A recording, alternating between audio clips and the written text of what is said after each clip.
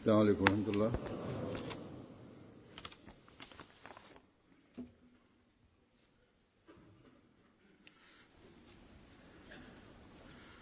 أشهد أن لا إله إلا الله وحده لا شريك له وأشهد أن محمدا عبده ورسوله أما بعد فأعوذ بالله من الشيطان الرجيم بسم الله الرحمن الرحيم الحمد لله رب العالمين الرحمن الرحيم مالك يوم الدين إياك نعبد وإياك نستعين اهدنا الصراط المستقيم صراط الذين أنعمت عليهم غير المغضوب عليهم ولا الضالين.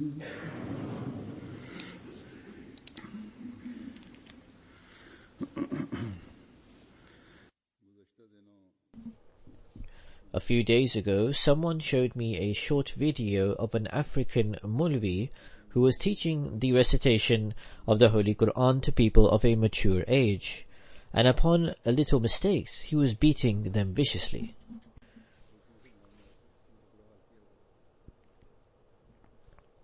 If it is not someone's mother tongue and they have matured in age, of 17, 18 years of age or older, how can they pronounce each Arabic letter correctly like the Qaris, the reciters of the Holy Quran?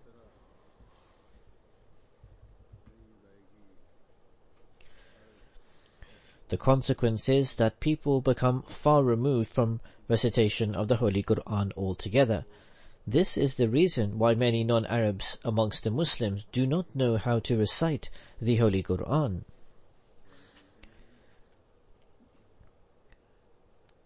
Therefore, if someone wants to teach the Holy Quran, it should be taught in such a manner that develops enthusiasm and love for it.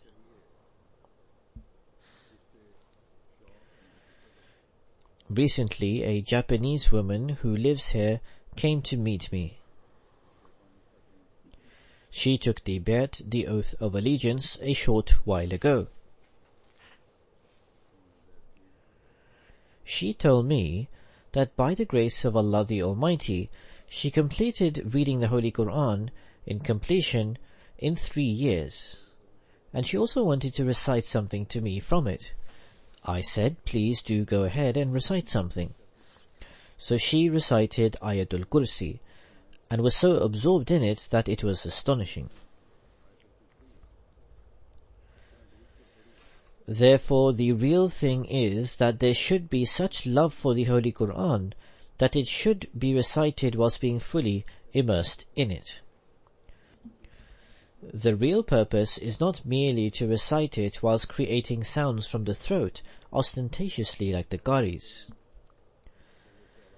Allah the Almighty has commanded us to recite the Holy Quran with tartil, reciting the Holy Quran in a clear and distinct manner, whilst pausing and in the best possible pronunciation and delivery.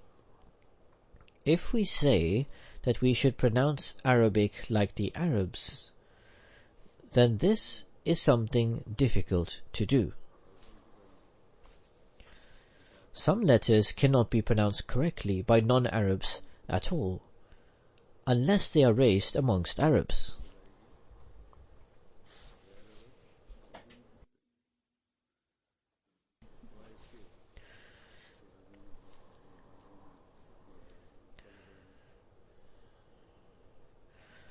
Similarly, the Japanese people also cannot pronounce some of the Arabic letters. For example, in this Japanese lady's recitation, she did not differentiate between the Arabic letter khe and he, or the he was pronounced more prominently when she was reciting the letter khe.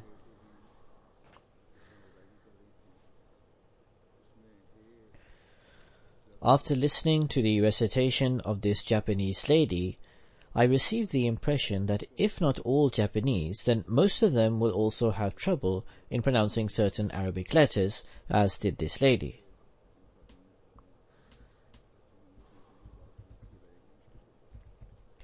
Nonetheless, the real thing is having love for the word of God the Almighty. It should be recited correctly as much as possible, and one should strive towards this. It should not be, however, that one should only become a qari, a reciter of the Holy Quran, and take part in competitions for show. No qari or reciter of the Holy Quran, or no Arab, can compete with the love that Allah the Almighty and His Prophet sallallahu alaihi wasallam had for Hazrat Bilal, who said ashhadu instead of ashhadu.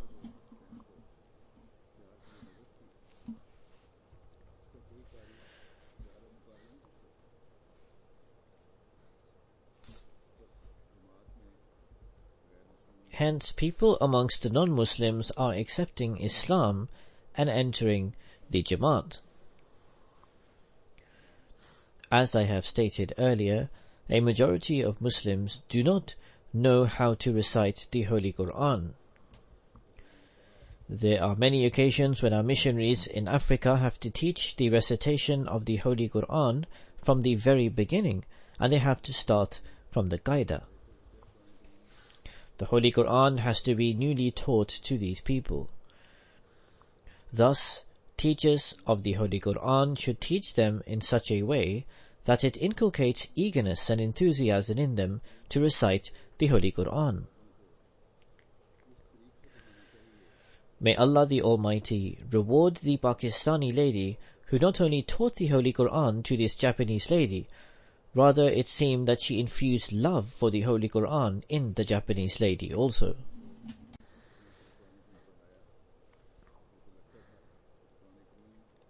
Therefore, the real thing is not to recite the Holy Quran merely like qaris, those who recite the Holy Quran. And the thought should not be entertained that if the words are not pronounced in a certain manner, one should stop reciting the Holy Quran altogether. It is integral to recite the Holy Quran. One should strive to improve in reciting the Holy Quran. However, one should not refrain from reciting the Holy Quran only because certain letters cannot be pronounced properly or they are difficult to pronounce. Rather, every Ahmadi should pay attention to the recitation of the Holy Quran on a daily basis. Certainly, as I have stated before, one should strive to pronounce the letters as close as possible to the original pronunciation with ease. Then, on top of that, there should be efforts to improve it. At one place, Hazrat Musleh Maud says, "The struggle to pronounce each word of the Holy Quran like a qari is not appropriate, because God Almighty has not granted us, that is, the non-Arabs, with this ability to pronounce it in this manner." Hazrat Musleh Maud says, "My deceased wife, Tahir, used to say that her father had a great desire to learn and teach the Holy Quran. He had appointed teachers to teach the Holy Quran to his own sons. He had also entrusted his daughter to him to teach the Holy Quran. Tahir describes that the teacher would severely beat the students and used to press down on her fingers while placing small branches like pencils in between them. Some of the teachers used pencils for this purpose as well. They would beat us and thrash us because they said, why were we unable to recite with the correct pronunciation?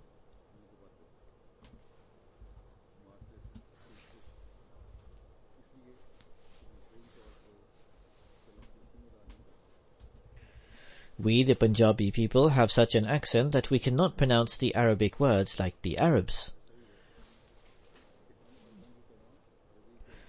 Then Hazrat Musleh Maud narrated the incident of the Arab whom I mentioned in my previous sermon. He came to visit the Promised Messiah, peace be upon him. When the Promised Messiah, peace be upon him, used the letter Dwad a few times, the Arab said, "How can you be the Promised Messiah, peace be upon him? You cannot even pronounce the letter Dwad correctly." This Arab committed this very absurd act. Each country has its own accent. Arab themselves say that we are the natural speakers of the Arabic language, and that Indian people cannot pronounce the language properly. Hazrat Musleh Maud said that the Indian people recite the letter Dwad like Dad or Zad.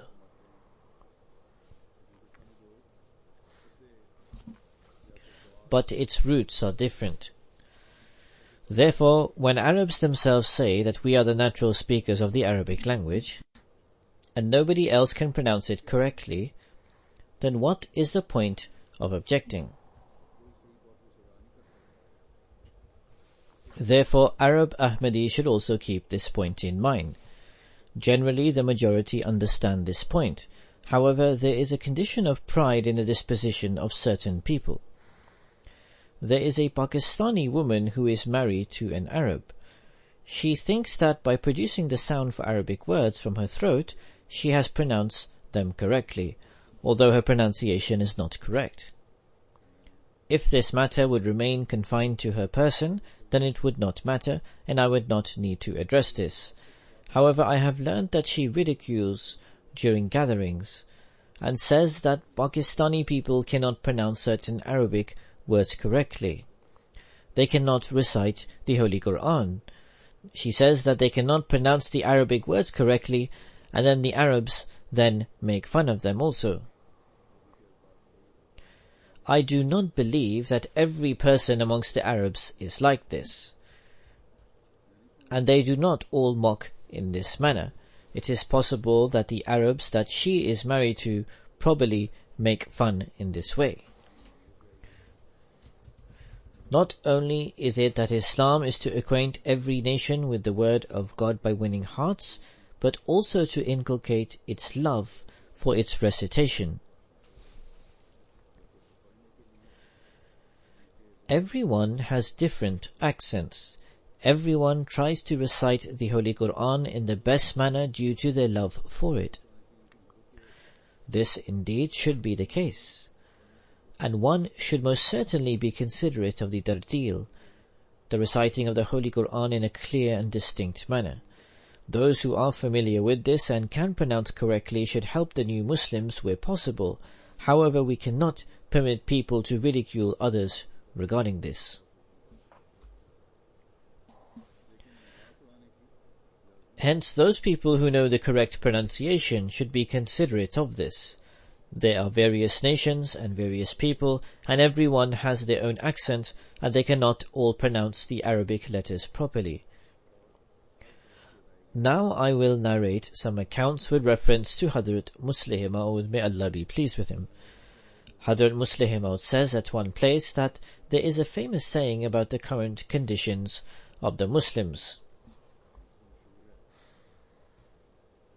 Hazrat Musleh Maud is narrating an example to describe the plight of the Muslims, and says there is a famous saying that there was a cowardly man who thought that he was very courageous. He went to some tattoo artists. It was a custom of old times that the courageous and strong men used to get symbols tattooed according to their characters and morals. This is also a custom here in Europe. Anyways, he went to the tattoo artist, and the tattoo artist asked, "What do you want to get tattooed?" He replied, "I want to get a lion tattooed." When the tattoo artist was about to draw the lion's face and pricked his skin with the needle, so the person was not really courageous, but only perceived himself to be so, and thus pain was inevitable. So he asked, "What are you going to do?" The tattoo artist replied that, "I am going to tattoo a lion." "What part of the lion are you going to tattoo?" he replied. "I am going to tattoo the tail," he said. The person inquired that can a lion not be considered a lion if its tail is cut off? Said the tattoo artist, it is still a lion. So he said, alright then, leave the tail and carry on. When the tattoo artist pricked his skin with the needle again, he asked, what are you doing now? He replied, I'm going to tattoo the right forelimb. The person inquired that if a lion's right forelimb is severed in a fight or a struggle, is it not still considered a lion? Yes, it is still considered a lion, he said. So he said, then leave it and carry on. Similarly, when the tattoo artist was about to tattoo the left forelimb, that person instructed him to carry on without doing so, and said, is a lion not considered a lion without it? Then the tattoo artist tried to tattoo the leg of a lion, and that person said the same thing. At last the tattoo artist sat down, and the person who wanted to get the tattoo, who considered himself very courageous, inquired, why are you not working? The tattoo artist replied that there is nothing left to tattoo of a lion, so what shall I do? Hadhr Muslih Maud says that this is how Islam is treated nowadays. Particularly, this is the practice of Muslim clerics and leaders. They raise huge slogans, but there is no practice.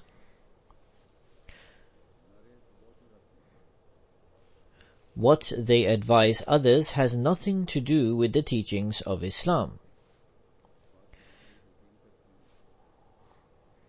Abstain from this, abstain from that, abstain from this is what they instruct others.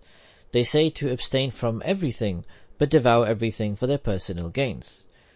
In reference to this, while giving another example, Hadhr Muslih Maud says that our maternal grandfather Hadhr Mir Nasir Nawab Sahib used to say that there was a lot of restlessness in my disposition during my adolescence. He was the maternal grandson of Mir Dard and was from Delhi, where mangoes are available. He used to say that when my parents and siblings used to eat mangoes in the morning during that season, I used to put the sweet mangoes aside by labeling them as sour, and used to eat the rest of the mangoes with everyone else. So in order to eat the mango, one has to taste it beforehand, so he used to taste it and labeled it as sour, although it was really sweet. When the mangoes were finished, he said, I used to say that I am still hungry, and so I will eat those sour mangoes as well. And I used to eat all the mangoes in this way. One day my elder brother, who became the spiritual successor of Mir Dard, said, I am still hungry as well. I will also eat the sour mangoes today. So he said, I applied a lot of pressure, but he would not relent. Eventually he also ate the mangoes and said, My, these are very sweet. I don't know why you said they were sour. Therefore he would keep the sweet mangoes aside, whilst eating the other mangoes with the rest of the people, and afterwards he would also eat the ones that he said were sour. So Hadhr Muslih Maud says that the situation of the Muslims of today is exactly the same. If such is a condition of those who say that the Sharia of Islam should be imposed, then what can be expected of those who are not even aware of the teachings of Islam? Those who want to implement the Sharia also act in the same way, as they put aside certain things for themselves deceptively. The case of Hadhr Muslih Maud's grandfather was due to childhood innocence, but here they deliberately commit wrong acts. Hadhr Muslih Maud says that those who are unfamiliar with the teachings of Islam will similarly devour everything, including bone and flesh, regardless of whether they are wrong. Therefore, as we can see all around us today, that the ulama, the Muslim scholars, are creating such justifications and thereby ransacking and looting everything. And this is a great tragedy for Islam in this age. Due to these ulama, these Muslim clerics, others are also committing such acts in the name of Islam. It is because of these ulama also that various organizations have formed which are perpetrating heinous and barbaric acts of cruelty and injustice. May Allah the Almighty have mercy upon the Muslims. Then how can one reform himself and increase his level of belief and also develop a relationship with God the Almighty. Drawing attention to this, Hazrat Musleh Maud on one occasion advising the Jamaat said, "If you instill taqwa and piety and inculcate the habit of prayer and the zikr-i-ilahi, the remembrance of God, and regularly invoke durood and offer the tahajjud prayer, most certainly God the Almighty will bless you with a share of true dreams and vision, and will honor you with revelation, and will speak to you." A living miracle is one which is experienced at a personal level. Indeed, the miracles of Hazrat Ibrahim and Hazrat Jesus were great, but as far as man's own personal experience is concerned, only those miracles are great which one can experience for him or herself. Many people ask a similar question with relation to this today. Therefore, if you want to witness miracles, then it is necessary to form a relationship with God the Almighty. Citing the example of Hazrat Sahibzada Abdul Latif Shaheed Sahib with regards to high level of belief and personal science, Hazrat Musleh Maud states, "Look at the example of Hazrat Sahibzada Abdul Latif Sahib Shaheed. When he accepted Ahmadiyyat and after staying a short while in Qadian returned to Kabul, the governor of Kabul called him and demanded he repent. He replied, 'How can I repent? When I left from Qadian, I immediately saw in a dream that I was in handcuffs. Therefore, when God Almighty has already informed me that I would be placed in handcuffs while in the way of God, then how can I now try to take them off? These handcuffs should remain around my hands so that the words of my Lord are fulfilled.' Now look, this firm belief and certainty of his was because he had seen this dream himself. Therefore, regardless of how limited one's knowledge is, if he witnesses a dream personally, even if it is a false dream, it will fill him with certainty. Although if he conceals it due to cowardice, then it is a different matter, of course. Therefore, if one's faith is strong, and he has a strong relationship with God the Almighty, then one is never fearful of worldly people. Citing another example of this, Hazrat Musleh Maud states, Hazrat Sufi Ahmad Jan Sahib Ludhianvi was a very noble person. He was counted amongst the very pious people of his era. Once the Maharaja of Jammu invited him to visit Jammu and to pray for him. However, Sufi Jan Sahib refused and said that if you want me to pray for you, then you have to come here yourself. Why should I come all the way to you? Therefore, if one has a relationship with God the Almighty, then he is never scared of others, regardless of how great or important they may be.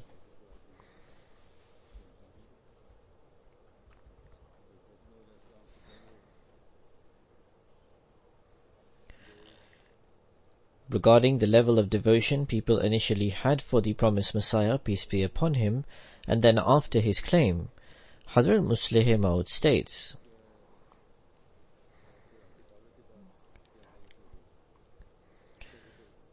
"Look, in view of Barahin-e Ahmadiyya's popularity, we can say that the promised Messiah, peace be upon him, had hundreds of thousands of devout devotees. A testimony of one of these is present who passed away before the promised Messiah made his claim. That is Hazrat Sufi Ahmad Jan Sahib, who was mentioned earlier with regards to telling the Maharaja that he should come himself if he wanted him to pray for him. Before the promised Messiah made his claim, Sufi Ahmad Jan Sahib Ludhianvi spoke of the promised Messiah, and in one of his couplets, which we have often heard, he writes, 'The gaze of all the ailing is upon you, for the sake of God become the Messiah.' This was in fact the foresight of a saintly person. Sufi Ahmad Jan Sahib was a Waliullah, a saintly person, one who is a friend or very close to God, and it was his foresight that enabled him to determine that the promised Messiah was indeed the Messiah, regardless of whether he had made a claim or not. However, we can say that even those who did not possess such deep foresight understood that the salvation of Islam was dependent upon the promised Messiah.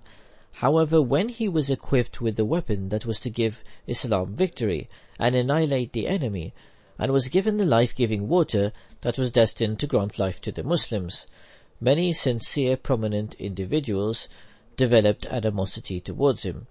They would remark that it is a pity the person who we thought was like gold has turned out to be copper.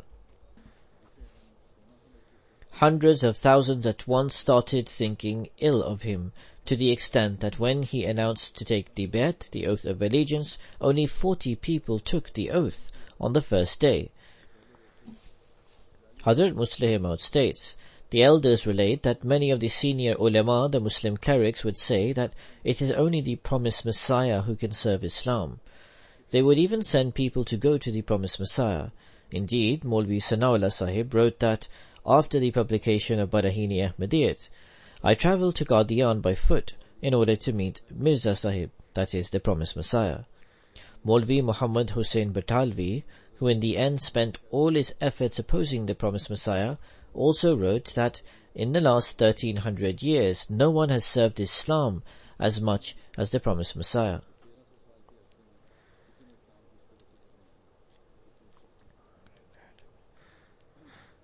Even today, various so-called Islamic TV channels state that there was a need to serve Islam then, and indeed the promised Messiah did serve Islam, but then they say God forbid he deviated later on.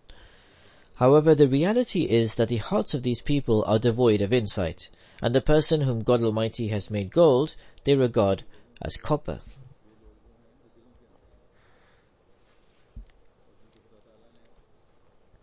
Instead of observing where the practical testimony of God the Almighty lies, they have sunk into darkness of their egotism and self-conceit. These people are leading the other Muslims astray, who have less knowledge. May God the Almighty grant them wisdom.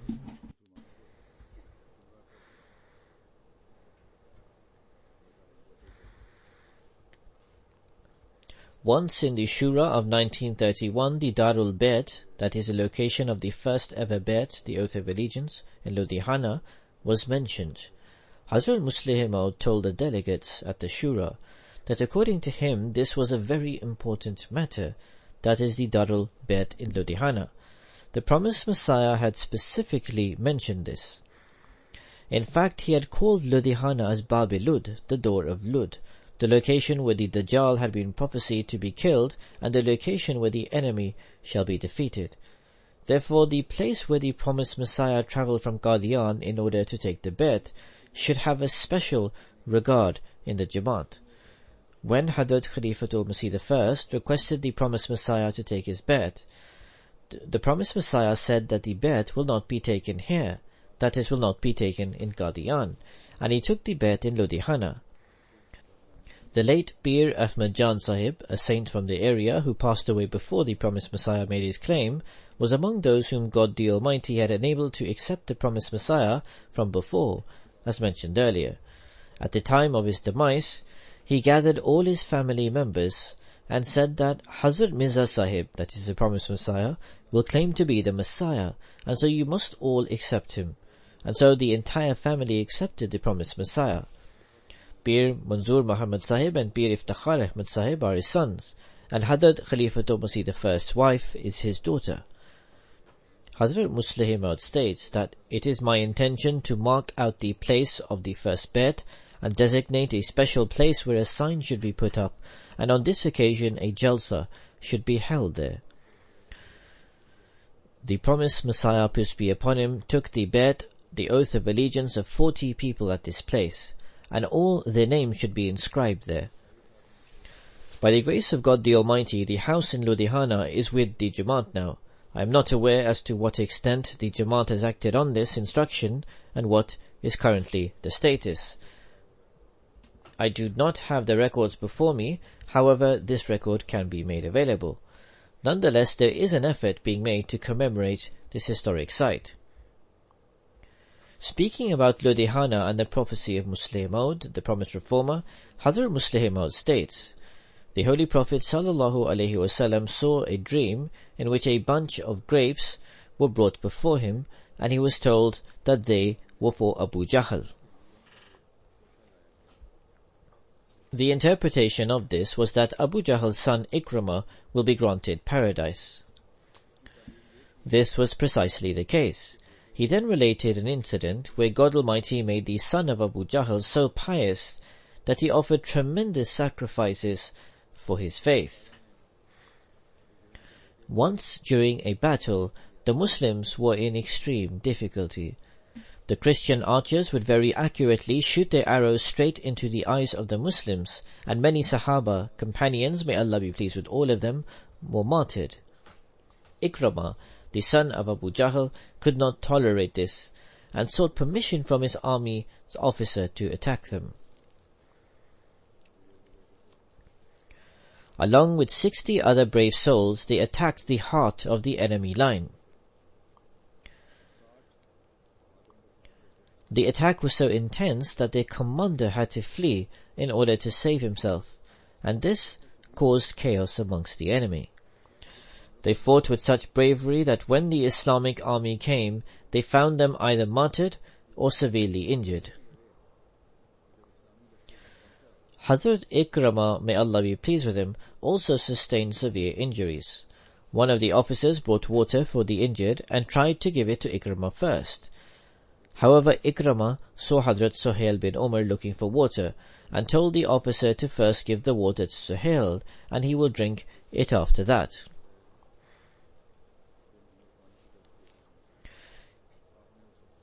He said, "I cannot allow myself to drink water while my brother lies thirsty." When he went to Suhail, Haris bin Hasham was lying injured next to him. Suhail said, "First give the water to Haris." When he arrived at Haris, he had already passed away. Therefore he went back to Suhail, and he too had passed away. Eventually he came to Ikramah, and he too had passed away.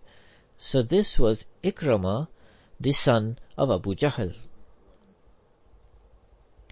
Therefore, if someone is wicked, has no faith, and is a liar, who can say that his son shall also suffer the same fate? However, God Almighty's word has such testimonies which manifest such truths, and if it does not possess such testimonies, then it is not worthy of believing in. The true essence of this is in fact how the prophecies of God the Almighty are fulfilled.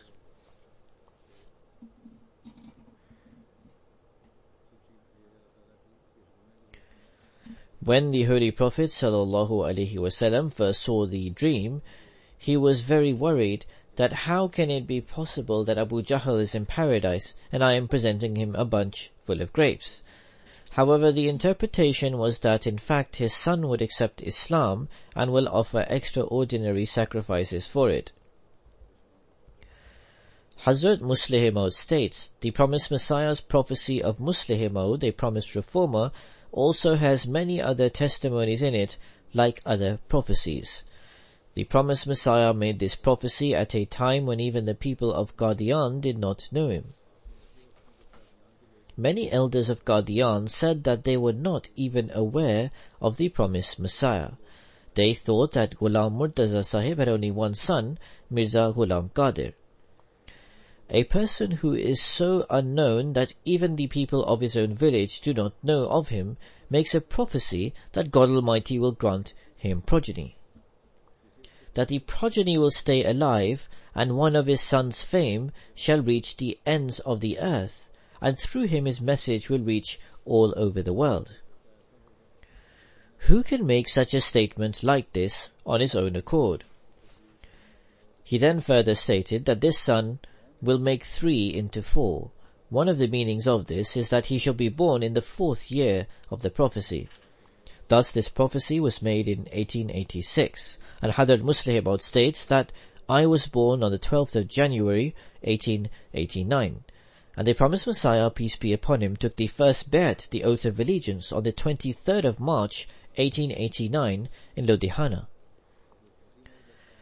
This prophecy is very popular in our Jamaat as well as outside the Jamaat.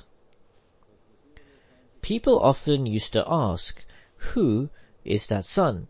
Hazrat Musleh Maud says that the prophecy also stated the name Mahmud. Therefore the promised Messiah, peace be upon him, named me Mahmud, taking it as an indication. And since the prophecy also had the name Bashir the Sani, Bashir the Second, therefore the full name given to me was Bashiruddin Mahmud Ahmad. As far as the prophecy is concerned regarding the progeny and it remaining alive, it was indeed fulfilled, and he also had the opportunity to name one of his sons Mahmud.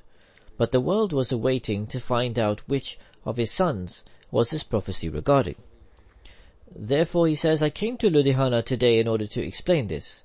Hazrat Musleh Maud says that the Ahmadiyya Muslim community has a relation with Ludhiana in various ways. There are several aspects of importance of Ludhiana in the history of the Ahmadiyya Jamaat. Hazrat Musleh Maud says, the promised Messiah, peace be upon him, took the first bet in this very city. This is the first connection with this city. After the promised Messiah, Hazrat Maulvi Nuruddin Sahib was the first Khalifa of the promised Messiah. His marriage took place in Ludhiana in the household of late Hazrat Munshi Ahmad Jan Sahib. This is the second connection. And the boy mentioned in his prophecy was born from the womb of the wife of the promised Messiah who lived in Ludhiana as well. Hazrat Musleh Maud says, I remember that I lived here for some time as well during my childhood. At that time I was so young that I do not remember anything specific from that time, because I was 2.5 years old. Now look how Hazrat Musleh Maud is mentioning some things that he remembers, which usually are hard to remember from that young age.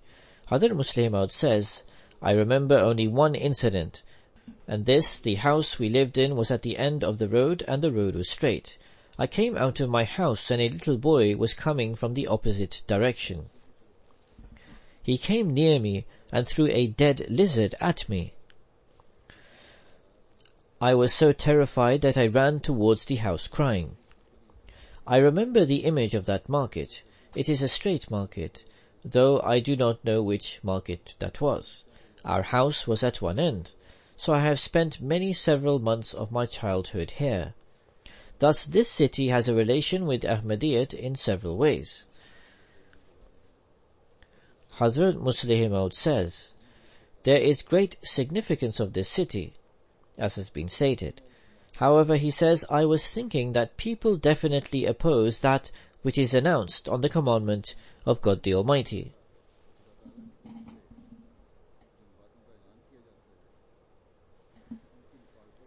The prophecy of Musleh Maud, the promised reformer, was similarly announced, and a gathering was held in Lahore before Ludhiana and in Gurdaspur, but there was no opposition.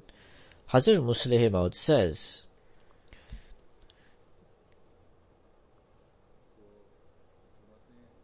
despite my announcement that this prophecy had been fulfilled, there was no opposition against me. Why was there no opposition towards me? When I arrived in Ludhiana, however, and I was passing through the city, a procession of people was passing through raising slogans that, God forbid, Mirza has died, Mirza has died. Anyhow, this does not affect us at all. They have committed the act of mockery because they forgot the teachings of the Holy Prophet ﷺ. However, the prophecy of the promised Messiah was fulfilled with outright magnificence.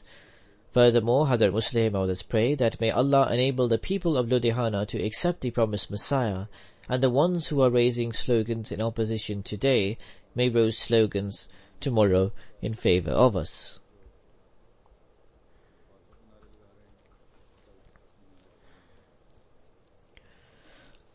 Whilst mentioning the devotion and love and relationship of a Sahabi, a companion of the promised Messiah, peace be upon him, Hazrat Musleh Maud states that Mian Abdullah Sahib Sanori, may Allah be pleased with him, possessed the same love within him. Once he came to Qadian and met the promised Messiah, peace be upon him. The promised Messiah, peace be upon him, was utilizing him for some task. For this reason, when Mian Abdullah Sahib Sanori's leave of absence ended, and he sought permission to depart from the promised Messiah, peace be upon him, the promised Messiah, peace be upon him, said, "Stay for now." Therefore he sent an application to extend his leave of absence, but the department where he was employed replied that further time off cannot be granted. He mentioned this matter to the promised Messiah, upon which the promised Messiah once again said, "Stay for now." Therefore he wrote that I cannot return right now. Upon this, the department where he worked dismissed him. This was a government department. He stayed in Qadian for 4 to 6 months. As much as the promised Messiah had asked him to stay, he stayed. Upon his return, the department raised the issue that the officer who had dismissed him was not authorized to dismiss him. Therefore he was reinstated in the former position, and he received the salary from previous months which he had spent in Qadian. Similarly, Hadhr Muslih Maud illustrated another example of an incident which occurred with relation to Munshi Zafar Ahmad Sahib, Kapur Talvi. Hadhr Muslih Maud states that I was on my way to Dalhousie. On the way, Mian Ataullah Sahib, an advocate, narrated the following to me. This incident has also been published in Al-Hakam in 1934. Thus I shall narrate this in the words of Munshi Sahib. He says that I worked in the field of law, and once I closed all the court files and travelled to Qadian. On the third day I sought permission to leave, but the promised Messiah said, "Not right now, stay here." After this I did not deem it appropriate to ask again, thinking that the promised Messiah will let me know himself, and 1 month passed in this wait. The files were at my house and the work shut down, and I started to receive harsh letters, but my condition was such that I was not worried at all about these letters. He says that I forgot everything. If the letters are coming, then let them come. There was such joy and absorption in the promised Messiah's companionship that neither did I worry about losing my job, nor was there any fear and anxiety of being interrogated. Then I received a very harsh letter from there. He says that I took this letter and placed it in front of the promised Messiah, who said that write that you cannot return. I wrote the exact same sentence in my reply, and another month passed. One day the promised Messiah asked, "How many days has it been?" Then he started to count the days himself and said, "All right, you can go now." I returned to Karpurtala and went to the house of Lala Harchandas, a magistrate. My work was at this magistrate's courtroom, and I wanted to find out what would be the final decision. Will I still work there? Has he fired me, or am I penalized? When I arrived at the magistrate's home, he said, "Munshiji, perhaps Mirza Sahib has not allowed you to return." I replied, "Yes."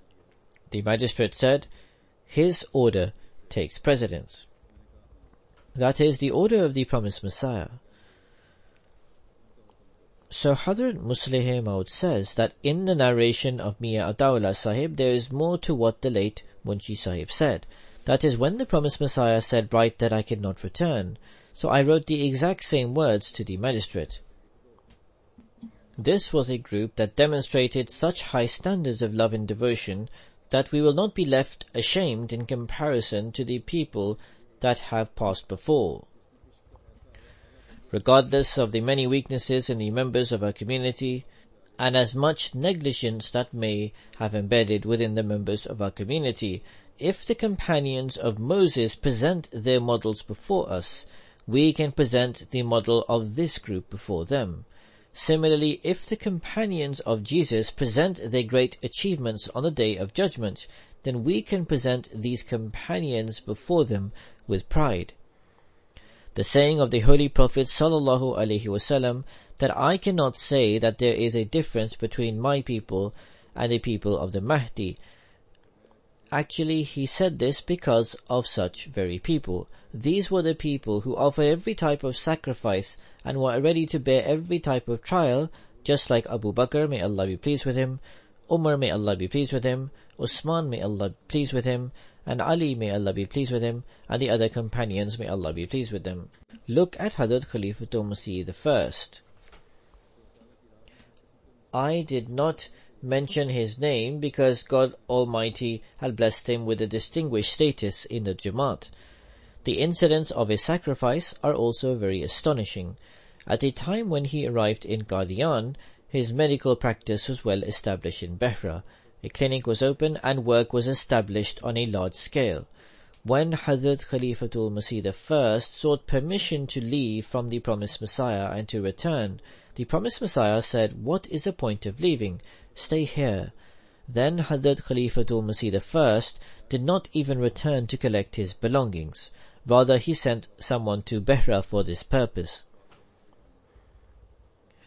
These are the sacrifices which have distinguished communities in front of God the Almighty, and this is the status which every person should tirelessly strive to obtain. A philosophical belief alone cannot benefit man in any way.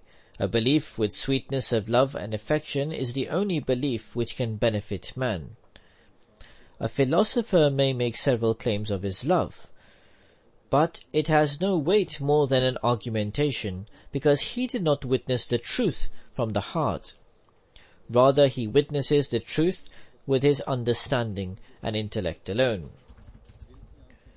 But no one can deceive the ones who does not witness the truth with understanding. Rather, he witnesses the truth sent by God the Almighty with the heart, and he recognizes the signs of Allah, because the hand of philosophy is raised from the mind, and the hand of love is raised from the heart.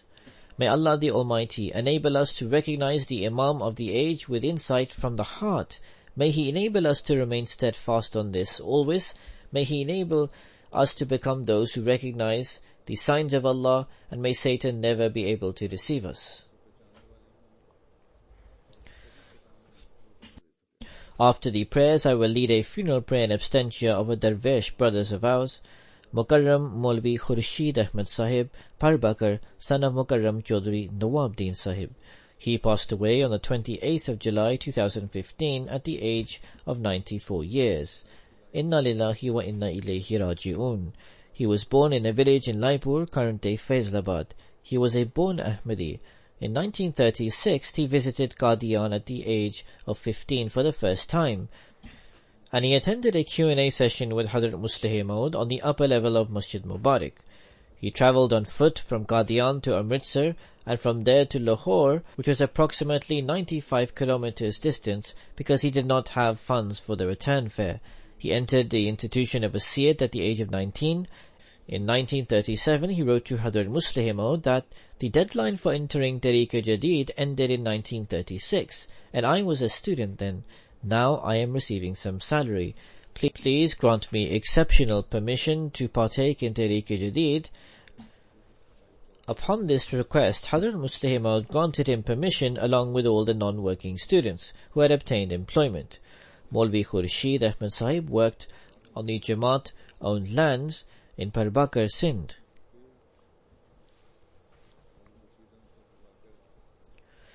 At the start of 1947, he devoted his life and became a Waqf, then arrived in Qadian. The same year, India was divided, as a result of which he got the honour of being a Darvesh. He spent his years as a Darvesh with immense patience, thankfulness, gratitude and faithfulness. As a missionary in the rural areas, he did tabligh and outreach work in an excellent manner in the province of UP in India. After returning to Qadian from the field, he got the opportunity to serve as a teacher in Talimul Islam High School and Madrasa Ahmadiyya Qadian. Under Nizarat-e-Dawat-e-Tabligh, he studied Hindi for 3 years and obtained 3 degrees of Hindi, Ratan Bhushan and Parbakar. He had studied a good deal about Veda, the Bible, Gita and Guru Granth Sahib. He continuously wrote research articles about Hinduism, Sikhism and Christianity. He was blessed to translate the Holy Quran in Hindi. The publication of his articles started in 1952 in the weekly newspaper Badr Qadian, when this newspaper resumed production after partition of the country, and this continued till 2013. So this series of articles covers a span of 70 years. Besides this, his articles were published in other magazines of the community, which includes Mishkat-e-Rahe-Iman. Also, his articles were published in various national newspapers, which include the Daily Hind, Samachar Malap, and newspapers of Kashmir. One of his books was published in 1938 under Nazarat-Dawat-e-Tabligh, and it was widely acclaimed. His articles and poems were of a high standard. Hazrat Khalifah Tumsi IV had praised him a lot, and one can find out from reading his material that it was emanating from the heart, and his articles were of a literary nature. He was a person who had a lot of self-respect. He never liked to be dependent on anyone. He would do his own work by himself. Along the literary work, while taking care of the children, he did farming and raising cattle. When he owned property, he managed to provide his children with a residence and return the property of the Jamaat to the Anjuman. This is a great example that he set. Even during the days of severe illness, he continued going to the mosque regularly to perform prayers. He used to see true dreams which he shared with the caliphs. He had informed his younger son Ibrahim about his death a month prior to it, and reminded him about it a week before it happened. He was married twice. The first marriage took place with Alam Bibi Sahiba in 1944, through which he had a son, Munir Ahmed, who was in Pakistan. The second marriage took place with Aisha Begum Sahiba, daughter of Abdul Razak Sahib of Hibli Karnataka, in 1956, from whom he was granted by Allah the Almighty 5 sons and 3 daughters. His sons Israel Ahmed, Gulshan Ahmed, Ibrahim Ahmed, and son-in-laws Shakir Ahmed and Mahmud Ahmed are serving the Jamaat. May Allah the Almighty elevate the status of the deceased, and may Allah the Almighty enable his children and generations to always stay connected with Khilafat and the Jamaat.